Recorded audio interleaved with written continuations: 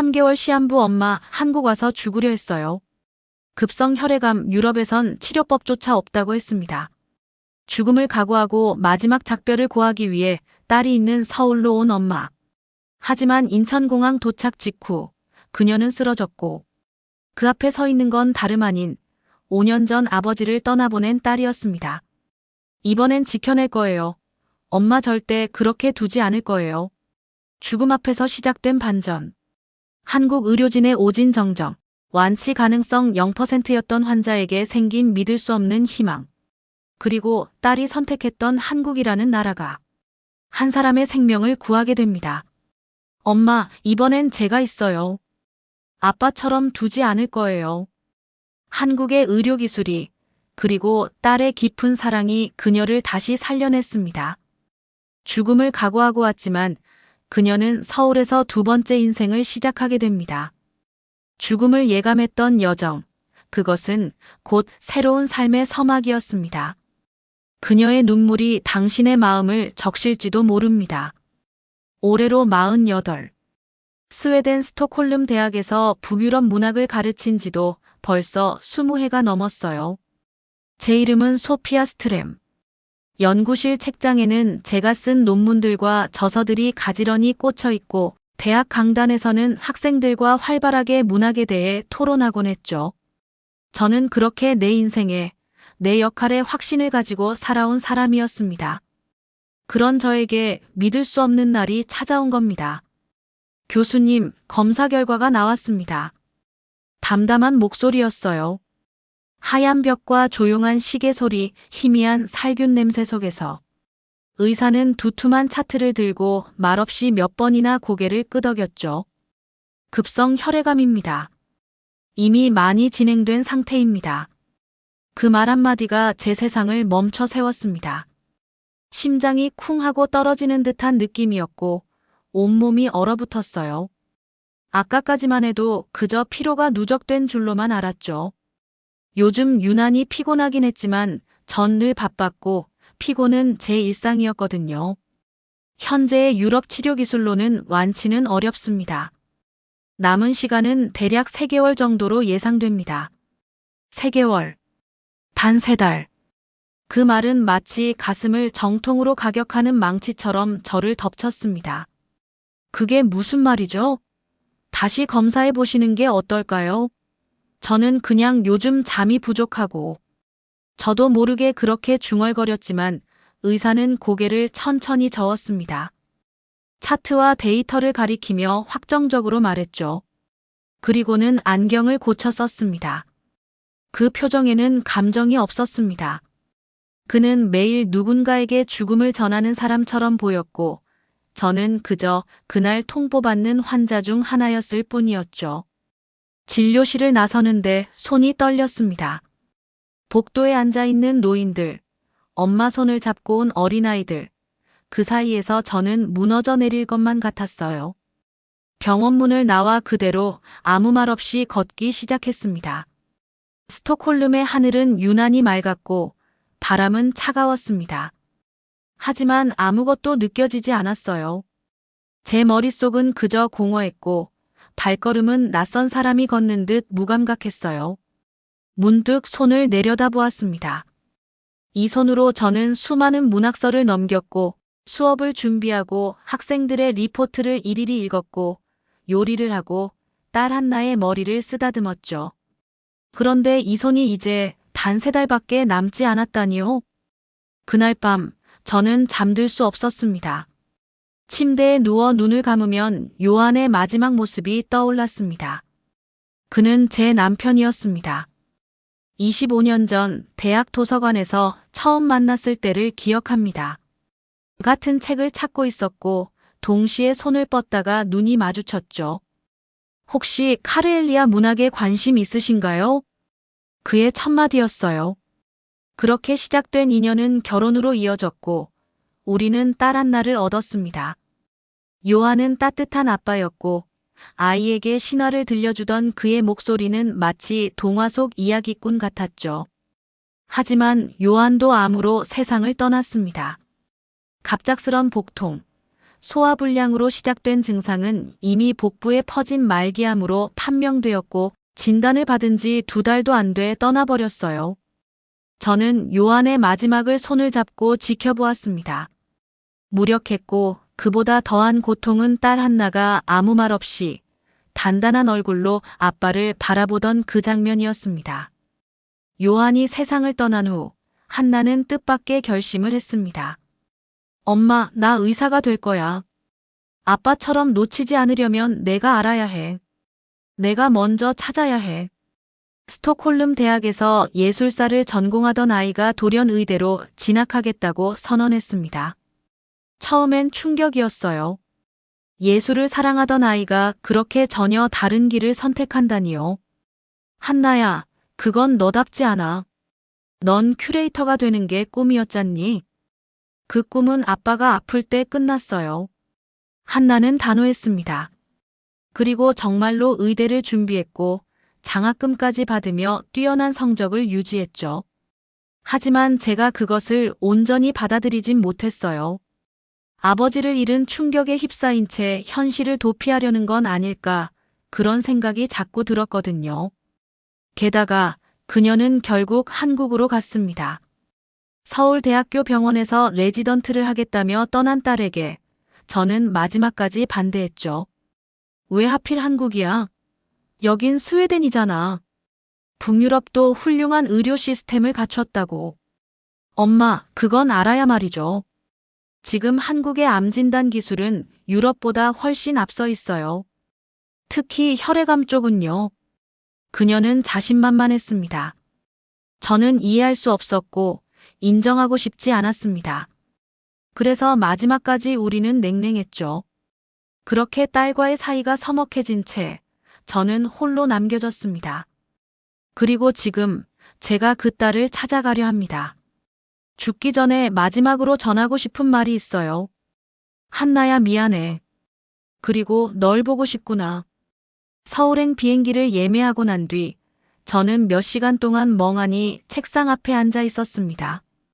책장에는 남편 요한이 생전에 정리해 놓은 고전 문학 서적들이 가득했고 창밖으로는 가을비가 조용히 내리고 있었습니다. 낯선 도시로 떠나야 한다는 두려움과 딸과 다시 마주해야 한다는 긴장감이 뒤섞여 마음이 복잡했어요. 가방을 싸기 위해 서랍을 열었을 때 거기에는 오래전 딸 한나가 남긴 편지 한 장과 사진 한 장이 있었습니다. 편지는 그녀가 서울로 떠나기 전 제게 남긴 짧은 글이었죠.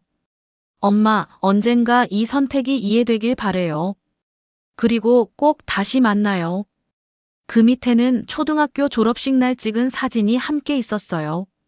한나는 하늘색 원피스를 입고 환하게 웃고 있었고 저는 그 옆에서 조심스럽게 한나의 손을 꼭 잡고 있었죠. 그 웃음이, 그 눈빛이 제 마음속 깊은 곳에서 무너져 내렸습니다. 왜 그토록 딸의 선택을 받아들이지 못했을까요? 한나는 단지 자신의 길을 가고 싶었을 뿐인데 저는 그걸 사랑이라는 이름으로 자꾸만 막아섰던 것 같아요. 사랑이란 때로는 내려놓고 지켜봐주는 일이라는 걸 그때는 몰랐습니다. 저는 그날 저녁 한나에게 전화를 걸었습니다. 여러 번의 신호음 끝에 음성 사서함으로 연결되었고 조용히 메시지를 남겼습니다. 한나야, 엄마야. 많이 보고 싶다. 서울에 갈게. 만나서 이야기하자. 이틀 뒤 알란다 공항 출국장에 도착했습니다. 체크인을 하고 보안 검색을 기다리는 동안 제 손은 한나의 사진을 쥐고 있었습니다. 사진 속 한나는 여전히 해맑았고 저는 이제야 그 미소의 의미를 이해할 수 있을 것 같았습니다. 그 아이가 살아가는 방식은 저와는 달랐지만 그렇다고 해서 틀린 건 아니었어요. 11시간의 비행은 저에게 무척 힘들었습니다. 약의 부작용 때문인지 두통이 심해졌고 가슴이 먹먹했습니다. 구름 위를 지나는 비행기 안에서 저는 창밖의 하늘을 보며 다짐했습니다. 무슨 일이 있더라도 이번에는 딸의 이야기를 온전히 들어보자고요. 그리고 가능하다면 진심으로 사과하자고요. 비행기가 인천국제공항에 착륙한 순간 저는 긴장이 극에 달했습니다. 낯선 언어, 낯선 문화, 낯선 거리들 그리고 그곳에서 혼자 살아가고 있는 제 딸. 저는 갑자기 모든 게 너무 늦어버린 게 아닐까 두려워졌습니다. 입국 심사를 기다리던 줄 앞에서 땀이 비오듯 흘렀고 심장이 터질 듯 뛰기 시작했습니다. 여권을 내밀었을 때 제 눈앞이 갑자기 흐려졌습니다. 귀에서는 윙 하는 소리만 들렸고 다리가 휘청거렸습니다. 괜찮으세요? 어디선가 들려온 한국어였습니다. 저는 대답하려고 했지만 입이 잘 움직이지 않았고 그대로 바닥에 주저앉았습니다. 기억나는 마지막 장면은 하얀 천장이었습니다. 의식이 희미하게 돌아왔을 때 누군가 제 손을 꽉 잡고 있었습니다. 익숙한 손, 따뜻한 손. 엄마. 그 목소리, 저는 단번에 알아챘습니다. 한나였습니다. 제 딸. 제가 보고 싶었던 아이. 그토록 그리워했던 아이가 눈앞에 있었어요. 눈물로 얼룩진 얼굴로 저를 보고 있었고 입술은 떨리고 있었습니다. 엄마, 무슨 일이에요? 왜 갑자기? 저는 침대에서 고개를 겨우 돌려 딸을 바라보았습니다. 한나야, 엄마, 너 만나러 왔어. 시간이 얼마 남지 않았어. 그 말이 끝나자마자 한나의 눈에서는 눈물이 터져 나왔습니다. 저는 힘겹게 손을 뻗어 그녀의 손을 잡았습니다. 엄마가 아파. 스톡홀름에서 진단받았어. 급성 혈액암 석 달밖에 남지 않았대. 한나의 몸이 그대로 무너졌습니다. 병상 옆 의자에 주저앉아 얼굴을 감싸쥐고 엉엉 울었습니다. 그녀는 마치 5해 전 아빠의 마지막 순간을 다시 떠올린 듯 했어요. 저는 조용히 그녀의 등을 쓸어주었습니다. 한나야, 괜찮아. 너 만나러 왔으니까 이제 됐어. 하지만 한나는 고개를 번쩍 들었습니다. 아니에요, 엄마. 이건 시작이에요. 절대 그렇게 두지 않을 거예요. 그녀의 눈에는 이전과는 전혀 다른 빛이 있었습니다. 저는 그때 처음으로 깨달았습니다. 제 딸은 이제 소녀가 아닌 의사였어요. 누군가의 생명을 구할 수 있는 사람으로 자라 있었고 그 첫 번째 환자가 바로 저였습니다. 조금 뒤 한나는 다른 의사 선생님들과 함께 병실로 돌아왔습니다. 하얀 가운을 입은 젊은 의사, 김주원 교수라는 분이 저를 똑바로 바라보며 말했습니다. 스트램 교수님, 검사 결과를 다시 확인해 봤습니다. 스웨덴에서 급성 혈액암으로 진단받으셨다 하셨는데 저희 병원 시스템으로 다시 검토한 결과 골수 이형성 증후군 초기 단계로 확인됩니다. 치료 가능한 병입니다. 순간 저는 말문이 막혔습니다. 무슨 말씀이세요? 치료가 된다고요? 김 교수는 부드럽게 고개를 끄덕였습니다. 네. 정확한 유전자 분석과 면역세포 기반의 맞춤 치료가 가능합니다. 서울대병원은 이 분야에서 세계적인 성과를 내고 있습니다. 3달 남았다는 진단, 바꿔볼 수 있습니다. 저는 무언가가 가슴 깊숙한 곳에서 울컥 솟구쳐 올라 눈물을 흘렸습니다. 믿을 수 없었고 믿고 싶었습니다. 그리고 무엇보다 이 모든 변화의 시작이 바로 제 딸 한나였다는 사실이 더 감동이었습니다. 그날 밤 병실에 누워 서울의 야경을 바라보며 저는 조용히 혼잣말을 했습니다. 한나야, 엄마가 너를 드디어 이해할 수 있을 것 같아. 아직 치료는 시작되지 않았지만 저의 진짜 변화는 그날 시작된 것 같았습니다. 죽음을 받아들이러 왔던 서울에서 저는 뜻밖에도 희망을 발견하게 되었습니다. 스트램 교수님, 저희가 계획한 치료는 크게 2단계입니다. 첫 번째는 맞춤형 유전자 분석, 그리고 2번째는 면역세포 기반 치료입니다. 초기 대응이 빠르기 때문에 충분히 회복 가능성이 있습니다. 김주원 교수의 말이 또렷하게 들렸지만 저는 여전히 얼떨떨했어요. 단 몇 주 전만 해도 저는 스톡홀름에서 죽음을 받아들이는 연습을 하고 있었거든요. 유언장을 정리하고 책장에 붙은 딸의 사진을 보며 미안하다는 말을 속으로 되뇌었죠. 그런데 지금 제 앞에서는 낯선 도시 서울에서 새로운 생명을 약속하는 말이 울려 퍼지고 있었습니다.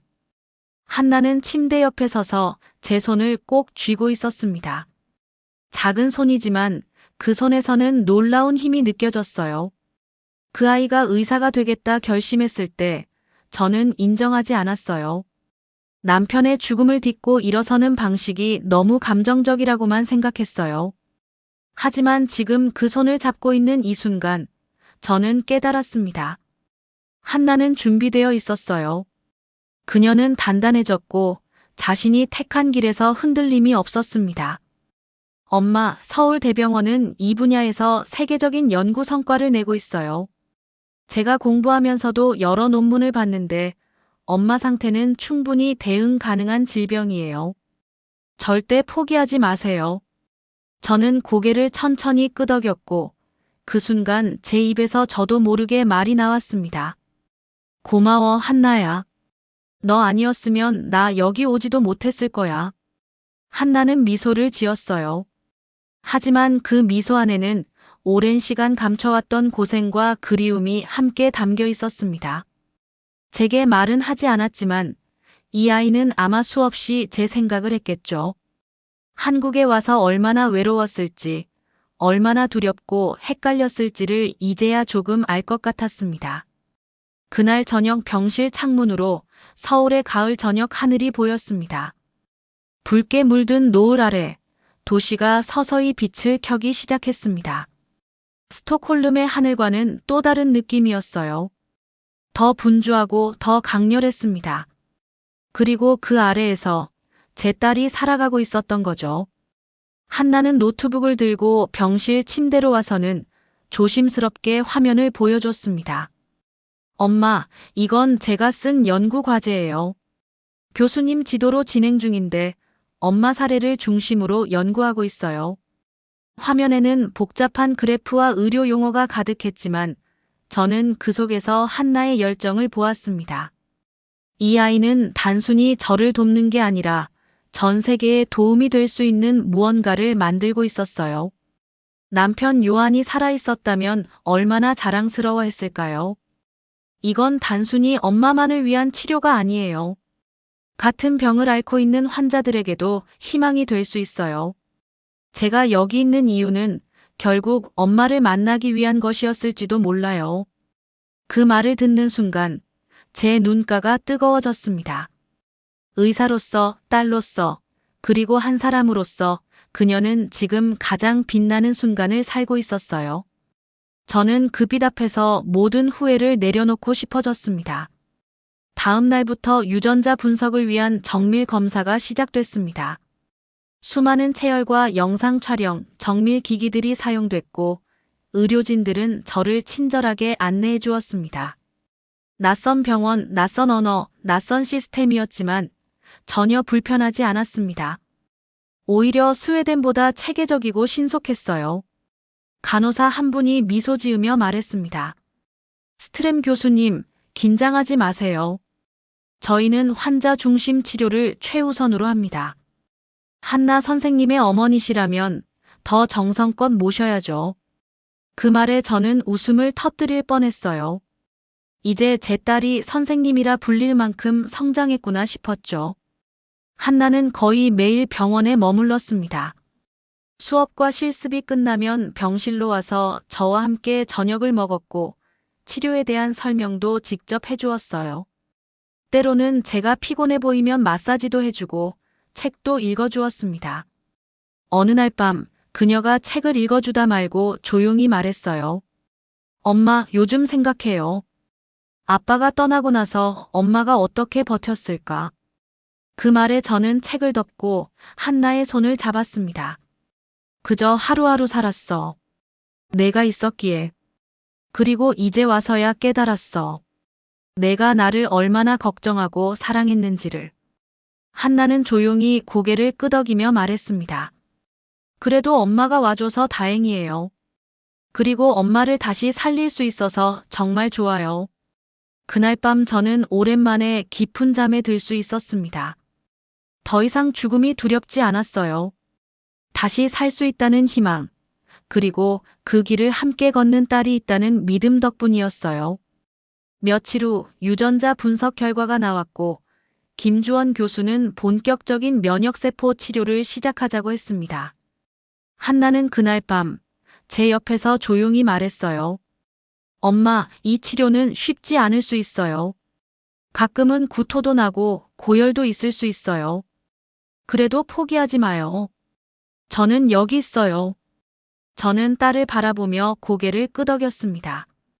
그래, 엄마는 절대 포기하지 않아. 너를 위해서, 나를 위해서. 그 말은 저 스스로에게 하는 다짐이기도 했습니다. 이제 저는 살고 싶었습니다. 딸과 함께 한국의 골목길을 걸으며 찻집에서 대화를 나누고 그녀의 환한 웃음을 보며 봄꽃이 피는 서울의 거리를 거닐고 싶었습니다. 그 모든 소망의 중심엔 한나가 있었습니다. 내가 다시 살아갈 이유. 그리고 그 이유는 바로 지금 내 곁에 있는 이 작은 손에 담겨 있었어요.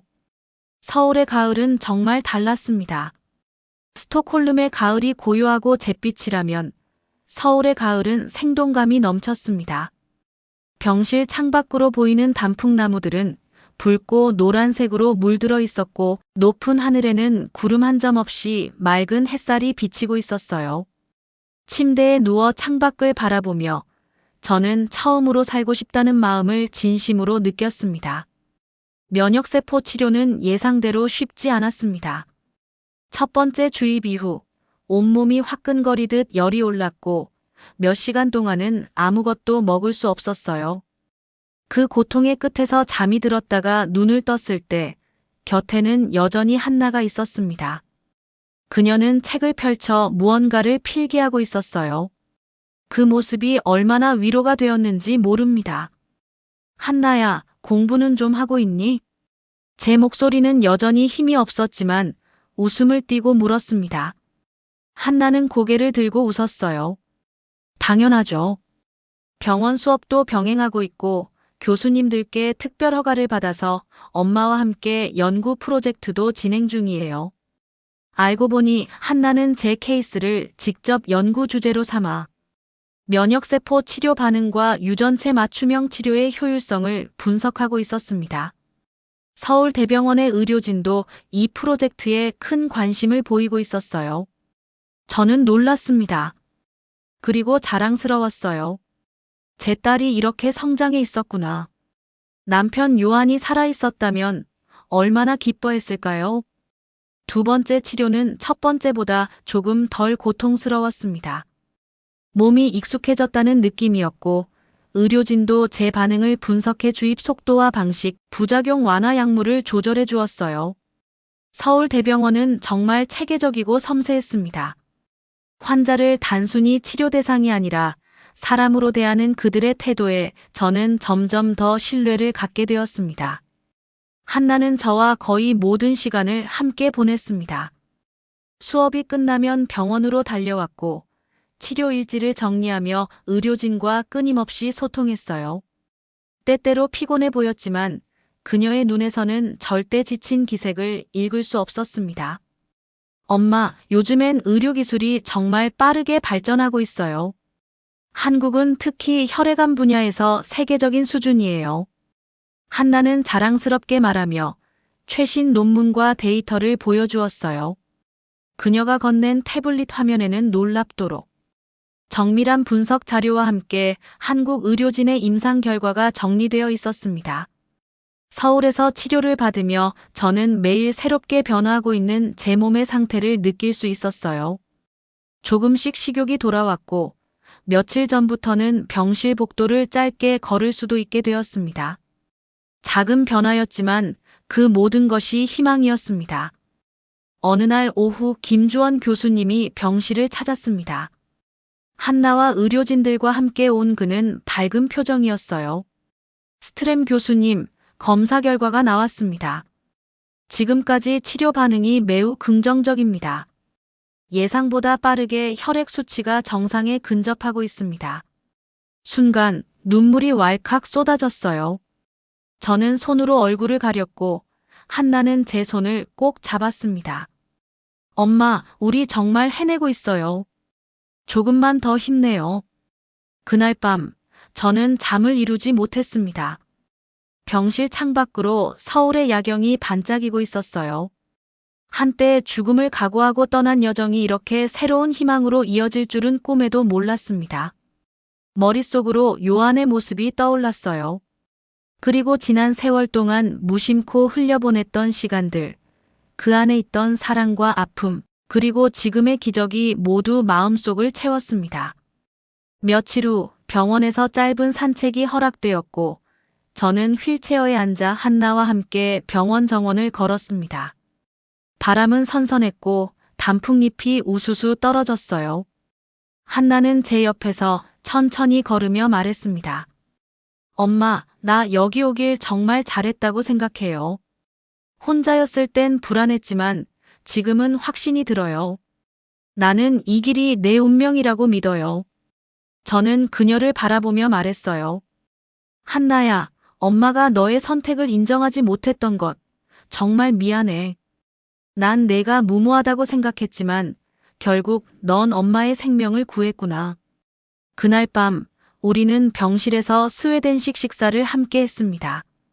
한나가 직접 만든 미트볼과 감자 피레, 그리고 스톡홀름에서 가져온 향신료로 만든 작은 요리였어요. 음식보다 더 따뜻했던 것은 서로의 마음을 나누는 그 시간이었습니다. 우리 이렇게 함께 있는 지금 이 순간, 그 무엇보다 소중하구나. 제가 말하자 한나는 고개를 끄덕였어요. 맞아요, 엄마. 이게 우리가 살아가는 이유예요. 함께하고 사랑하고 희망을 잃지 않는 것. 그 순간 저는 깨달았습니다. 진정한 치유는 몸의 회복뿐 아니라 마음의 회복이라는 걸요. 딸과 나 서로를 이해하지 못했던 지난 시간도 이제는 모두 소중한 배움으로 남게 되었습니다. 한국에서의 이 여정은 단순한 치료가 아닌 새로운 삶의 시작이었습니다. 서울대병원 병동 복도를 따라 걷는 발걸음이 어느새 익숙해졌어요. 처음엔 휠체어에 앉아있던 제가 이제는 천천히 두 다리로 걷고 있다는 사실이 스스로도 놀라울 정도였어요. 아직은 숨이 조금 가쁘고 다리에 힘이 없을 때도 있지만 그 모든 것이 저에겐 기적처럼 느껴졌습니다. 엄마, 오늘은 햇살이 정말 좋아요. 정원으로 나가볼까요? 한나는 여느 날처럼 밝은 목소리로 말하며 제 옆에서 팔짱을 끼웠습니다. 그녀의 손길은 따뜻했고 그 손의 의지에 병실 문을 나서는 이 짧은 여정이 세상에서 가장 귀한 여행 같았습니다. 서울의 가을 햇살은 참 부드러웠습니다. 붉게 물든 단풍나무 아래 작은 벤치에 앉아 저는 병원 정원을 바라보며 숨을 고르곤 했어요. 몇 주 전만 해도 침대에 누워있는 것조차 힘들었는데 이렇게 앉아 바람을 맞을 수 있다는 사실 하나만으로도 마음이 벅차올랐습니다. 엄마, 오늘 새벽에 추가 혈액 검사 결과가 나왔어요. 한나는 노트북을 펼치며 조심스럽게 말했어요. 면역세포 수치가 안정권에 들어섰고 백혈구 회복 속도가 굉장히 좋아요. 김주원 교수님 말씀으로는 만약 이 상태가 유지된다면 다음 달엔 퇴원이 가능할 수도 있대요. 순간 가슴이 뛰었습니다. 퇴원이라니. 그토록 멀게만 느껴졌던 말이 이제는 현실로 다가오고 있다는 것이 믿기지 않았습니다. 그래도 너무 서두르지 말자. 의사들도 그러잖니. 천천히 안전하게. 제가 조심스럽게 말하자 한나는 고개를 끄덕였어요. 물론이에요. 엄마가 무리하지 않도록 계속 모니터링할 거예요. 하지만 정말 좋은 신호예요. 그 말을 들으며 저는 문득 처음 서울에 도착하던 날이 떠올랐습니다. 인천공항에서 쓰러졌던 그날, 죽음을 받아들일 준비를 했었죠. 하지만 지금은 다릅니다. 삶을 향해 다시 걸어가고 있다는 것을 온몸으로 느끼고 있었습니다. 한나는 여전히 병원에서 바쁜 일상을 보내고 있었습니다. 수업이 있는 날에도 새벽 일찍 제 병실에 들러 인사하고 밤늦게까지 제 곁을 지켰어요. 의료진과의 회의에도 직접 참여하며 저의 상태를 실시간으로 관리했고, 무엇보다 제 마음을 끊임없이 다독여 주었습니다. 엄마, 다음 주에 교수님들 앞에서 제 연구 결과 중간 발표가 있어요. 주제가 맞춤형 면역세포 치료의 정서적 요인과 회복의 상관성이에요. 정서적 요인이라면 가족의 지지, 환자의 심리적 안녕, 그리고 신뢰요. 엄마와 저의 케이스를 통해 희망이 어떤 면역 반응에 영향을 주는지를 분석하고 있어요. 저는 한나를 바라보다가 문득 웃음이 났습니다. 한나야, 너는 단순히 의사가 되려는 게 아니구나. 사람의 몸뿐 아니라 마음까지 돌보는 진짜 의사가 되려는 거였구나. 그 말에 한나는 환하게 웃었어요. 맞아요, 엄마. 요한 아빠가 돌아가시던 그날, 저는 그렇게 생각했어요. 단순히 병을 치료하는 게 아니라 사람을 구하는 의사가 되겠다고요. 그날 밤, 저는 병원 침대에 누운 채 스웨덴에 있는 동료 교수에게 이메일을 썼습니다. 나는 한국에서 삶의 새로운 길을 발견했습니다. 수업을 잠정 중단했던 제 연구를 다시 시작해 보려 합니다. 주제는 한국 의료 시스템과 생명 윤리입니다. 만약 당신이 이 프로젝트에 관심 있다면 함께 논문을 써보고 싶습니다. 보내기 버튼을 누르며 제 안에서도 새로운 의지가 피어나는 것을 느꼈어요. 더 이상 저는 죽음을 기다리는 환자가 아니었습니다. 다시 글을 쓰고 연구하고 세상과 연결되기를 바라는 사람으로 돌아오고 있었습니다. 며칠 뒤 김주원 교수님이 다시 병실을 찾았습니다. 스트렘 교수님, 중간 종합 검사 결과가 나왔습니다. 골수 속 이상 세포 비율이 1% 미만으로 떨어졌고 체력 회복 지수도 매우 안정적입니다. 다음 주부터는 본격적인 외래 치료 전환을 고려해도 될 것 같습니다. 외래 치료, 그것은 곧 퇴원 가능성의 현실화를 의미했습니다. 정말 저 퇴원할 수 있는 건가요? 제가 조심스럽게 묻자 김 교수님은 환한 웃음을 지으며 고개를 끄덕였습니다. 물론입니다. 물론 경과를 좀 더 지켜봐야겠지만 이 속도라면 충분히 가능하십니다. 그날 저녁 저는 한나와 함께 병실 창가에 앉아 서울의 야경을 바라보며 이야기했습니다. 한나야, 이제 엄마가 퇴원하면 너와 조금 더 오래 함께 할 수 있겠구나. 엄마, 사실 저도 고민하고 있는 게 있어요. 뭔데? 졸업 후에도 한국에 남아서 전문의 과정을 밟으려 해요. 지금처럼 엄마도 곁에 있고 또 연구도 계속 이어가고 싶어요. 저는 놀라지 않았습니다. 오히려 그 말이 당연하다고 느껴졌어요. 그래, 너의 선택을 이제는 믿어. 이곳이 너를 부른 이유가 분명 있었겠지. 서울의 밤은 점점 더 깊어가고 있었고 병실 안은 따뜻한 온기로 가득했습니다. 창밖에는 수많은 불빛들이 마치 별처럼 반짝이고 있었어요. 그리고 그 빛들 속에서 저는 희미하지만 분명한 미래를 보고 있었습니다. 며칠 후 퇴원 준비가 본격적으로 시작되었고 저는 의료진과 함께 재활 계획을 세우며 생활 패턴을 조금씩 바꿔가기 시작했습니다. 산책 시간은 늘었고 식사량도 점차 회복되었어요. 무엇보다 마음속에 살 수 있다는 믿음이 자라났습니다. 퇴원 전날 밤, 한나는 말없이 저의 손을 꼭 잡았습니다. 엄마, 내일이면 이제 병원이 아닌 집에서 같이 살 수 있어요. 정말 행복해요. 그래, 나도. 그리고 이젠 내가 여기 한국에서 살아가는 모습을 함께 지켜볼 수 있다는 것만으로도 정말 감사해. 엄마가 여기 와줘서 정말 다행이에요. 나 혼자였으면 이 기적을 믿지 못했을지도 몰라요. 병원 밖에서 다시 시작될 삶. 이제 저는 다시 책을 집어들 준비가 되어 있었고 논문을 쓸 손가락에도 생기가 돌기 시작했습니다.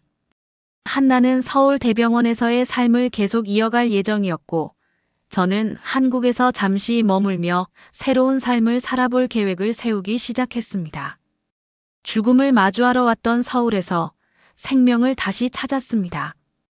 그건 단순히 의학의 기적만은 아니었습니다. 딸의 사랑, 의료진의 헌신, 그리고 제 마음속에서 다시 움튼 희망이 만들어낸 진짜 회복이었습니다. 서울대병원 병실을 나서는 그날 아침, 제 눈가엔 뜨거운 감정이 맺혀 있었어요. 불과 몇 달 전만 해도 죽음을 받아들이며 이곳에 도착했었는데, 이제는 다시 살아갈 수 있다는 희망을 품고 병원을 나서게 되다니.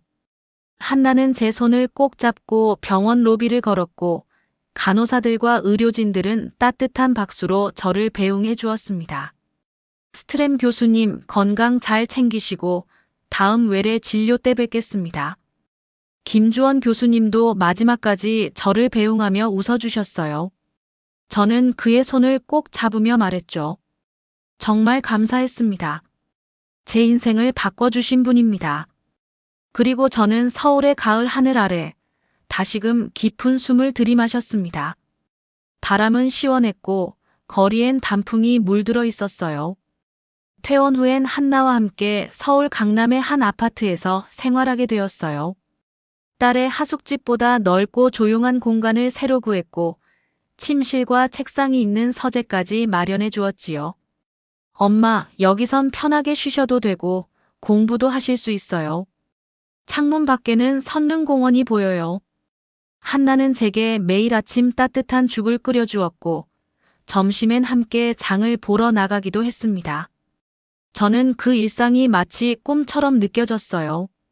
죽음 앞에서 모든 걸 내려놓았던 제가 다시 딸과 식탁을 마주하며 삶을 나누고 있다는 사실이 믿기지 않았습니다. 엄마, 그거 아세요? 요즘 교수님들 사이에서도 엄마 이야기가 화제예요. 내 이야기가? 네. 스웨덴에서 시한부 선고를 받고 왔다가 서울에서 완치 판정을 받은 사례라서요. 김주원 교수님이 의료학회에 발표할 계획이래요. 저는 멍하니 딸의 말을 들었지만 머릿속에선 한 가지 생각만 맴돌았어요. 이제 나는 다시 살아야 해. 살아야만 해. 이 모든 은혜를 기억하며. 그래서 저는 결심했어요. 단순히 건강을 회복하는 데 그치지 않고 내가 잘할 수 있는 방식으로 세상에 무언가를 다시 돌려주고 싶다고요. 마침내 저는 한나에게 말했습니다. 한나야, 나 교환 교수 신청하려고 해. 한국에서 1년 정도 문학 강의를 하고 싶어. 엄마 정말요? 그래. 나를 다시 살게 해준 이 나라의 학생들에게 내가 가진 것들을 나눠주고 싶어. 그리고 너랑 더 많은 시간을 보내고 싶어서. 한나는 말없이 저를 꼭 안아주었습니다. 엄마, 그건 정말 멋진 결정이에요. 서울대에도 북유럽 문학 강의가 있어요. 제가 교수님들께 연결해 볼게요. 그로부터 한 달 뒤, 저는 서울대학교 교환 교수로 정식 제안을 받았고, 다음 학기부터 북유럽 고전문학과 인간의 내면이라는 강의를 맡게 되었어요. 한국 학생들을 대상으로 스톡홀름 대학에서 진행했던 강의를 조금 더 감성적으로 다듬고 한국어로 된 보조교재도 함께 준비했습니다. 엄마, 한국어 이제 많이 늘었어요. 어제 식당에서 주문하는 거 완벽했어요. 한나가 장난스럽게 말하자 저도 웃으며 대답했어요. 고맙습니다. 저 김치찌개 하나 주세요. 맵지 않게요. 와, 완벽한 발음. 이런 일상의 순간들이 제가 진짜 살아있다는 사실을 더욱 실감하게 해주었어요. 그리고 무엇보다도 저는 제 딸 한나와 더 가까워졌습니다. 예전에는 학문과 일에 매몰되어 진심을 나눌 시간이 부족했었죠. 하지만 이젠 매일 밤 그녀와 함께 와인 한 잔을 나누며 삶의 이야기를 나누는 게 가장 소중한 시간이 되었어요.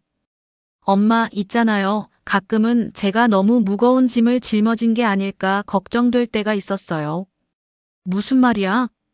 아빠를 잃고 엄마의 병을 겪으면서 너무 일찍 어른이 되어버린 건 아닐까, 그냥 즐기며 살고 싶은 나이인데도 늘 누군가를 지켜야 한다는 생각이 앞섰거든요. 저는 한나의 손을 잡았어요. 한나야, 넌 그 어떤 누구보다도 단단하게 성장했어. 그리고 엄마는 내가 의사로서의 삶뿐만 아니라 너 자신의 삶도 소중히 여겼으면 좋겠어. 알아요, 엄마. 그래서 지금처럼 저도 제 삶을 사랑하려고 해요. 그리고 엄마가 제 곁에 있다는 사실이 그 무엇보다 힘이 돼요. 그날 밤 저는 한강변을 한나와 함께 산책했습니다. 서울의 겨울이 성큼 다가오고 있었고 한강의 물결 위로는 달빛이 반사되어 은은하게 빛났습니다. 엄마, 우리 여기서 이렇게 같이 걸을 수 있다는 게 기적 같지 않아요? 그래, 기적이야. 그리고 너 덕분이야. 내가 나를 구했어. 그리고 저는 조용히 마음속으로 다짐했습니다. 이 나라에서, 이 도시에서 내 삶의 마지막을 마주할 줄 알았는데, 이제는 새로운 생의 시작을 여기서 펼치려 한다. 남은 시간이 얼마가 되든 매일을 감사하며 살아가리라. 며칠 후, 저는 서울대 강의실에 처음 들어섰습니다. 교단에 서서 학생들을 바라보며 말했어요. 안녕하세요. 저는 스웨덴에서 온 소피아 스트램입니다. 저는 죽음을 맞이하러 왔다가 한국에서 다시 태어났습니다. 그래서 이 강의는 단순한 문학 수업이 아니라 생명과 희망을 이야기하는 시간이 될 것입니다. 학생들의 눈빛 속엔 호기심과 경청이 깃들어 있었고 저는 다시금 가르친다는 일에 기쁨을 되새겼어요. 생의 마지막이라고 생각했던 순간에 다시 생을 이야기할 수 있게 된 지금, 저는 매일이 선물처럼 느껴졌습니다. 죽음 앞에서 무너졌던 한 여인이 딸의 사랑과 한국 의료의 기적으로 다시 살아났습니다. 그리고 그녀는 말합니다. 이제는 매일이 선물입니다. 엄마는 완치됐고 딸과 함께 서울에서 새로운 삶을 시작했습니다. 모든 것이 낯설었던 한국은 이제 그녀에게 두 번째 고향이 되었습니다. 한나야, 내가 한국을 선택한 이유 이제야 알겠구나. 엄마, 우리가 만난 건 기적이에요. 그리고 이 기적은 우리가 만든 거예요. 서울의 밤하늘 아래 두 사람은 나란히 걸었습니다.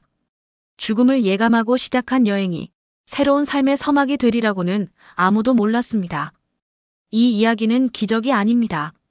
딸의 사랑, 한국의 의학, 그리고 포기하지 않은 용기가 만든 현실입니다.